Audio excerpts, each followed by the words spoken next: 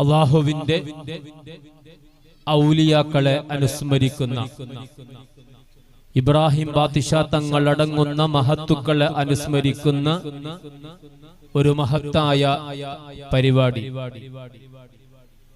നമ്മുടെ മനസ്സ് നന്നാകാനും നല്ലവരായി ജീവിക്കാനും മരിക്കുന്ന സമയത്ത് കാമിലായ ഈമാനോടെ തിളക്കമാർന്ന ഈമാനോടെ ലാ ഇലാഹ ഇല്ലല്ലാഹ് ചൊല്ലി മരിക്കാനും നമുക്ക് കഴിയണം. നാഥൻ അനുഗ്രഹിക്കുമാറാകട്ടെ. അല്ലാഹുവിന്റെ ഇഷ്ടദാസന്മാർ പരിശുദ്ധ ഖുർആൻ